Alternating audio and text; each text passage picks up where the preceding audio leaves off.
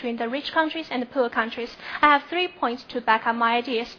First, we have seen an expansion in world trade, but the trade has also seen increasing inequality between the developed countries and developing countries.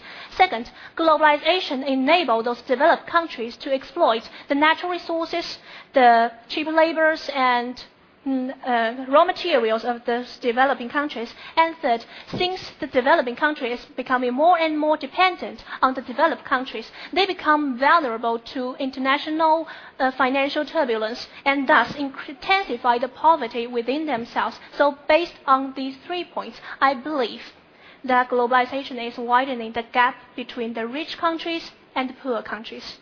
Good. Let's go straight to the debating panelists. Well, you've taken a very difficult position to defend, particularly since you're Chinese. China is, in fact, the biggest beneficiary of globalization. I'd be interested to know how you'd say that's not the case. I think China is only one successful example, but there are a lot of other unsuccessful examples. China is not a very simple developed country.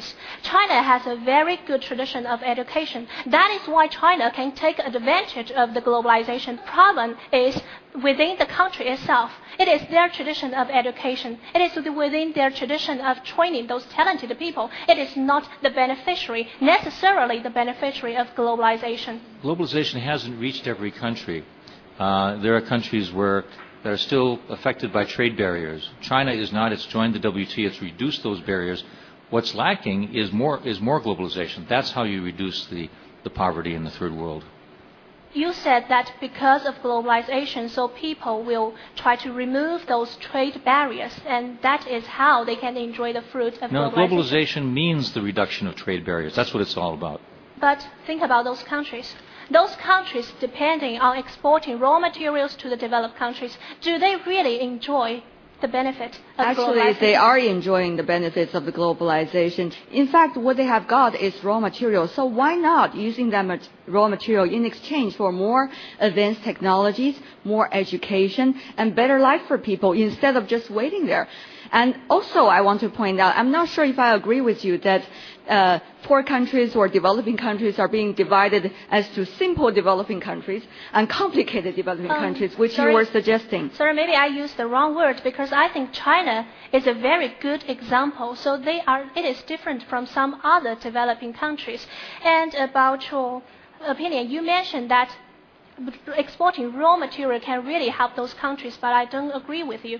Sometimes exploiting the natural resources can mean the contamination to their ecological environment. And I want to ask you, how long can those natural resources last? I'm not saying exploiting. I'm saying exporting. No, I think exploiting, maybe I used the wrong word, but if you want to use those raw materials, if you want to make use of those raw materials, although it is still very controversial, but I think it will bring the contamination to the environment, thus hampering their sustainable development.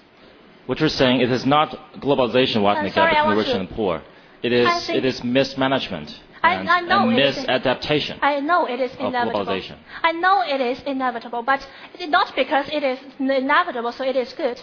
Because globalization is still in the early stage, and everything in its early stage is not perfect. We need to do something to improve it, but we don't need to say that we think it is totally good, we think it is perfect. We are telling lies to ourselves. We are concealing the facts to ourselves. So I think in this early stage, it is not perfect. It can also cause a lot of problems. But we hope a better future. It doesn't mean that it is perfect in this stage. It also has shortcomings. What are you proposing then? Should we stop globalization and go back to isolated countries? No, I didn't say we should stop globalization. I just stated the fact. Nowadays it is not perfect, but we can wait. Maybe tomorrow, maybe a few months, maybe 100 years. We should stop the debating round. Sorry, people become emotional now. Our global time system tells us time is up. Right. It was really lively. I really enjoyed it. Now the judges are scoring, and let's hear what the commentators have to say. Both Xiao Wei and I were wondering, who is John Mueller?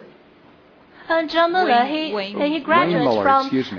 graduated from Harvard Divinity School, and he opened a public charity, and he wrote a book about called Sabbath.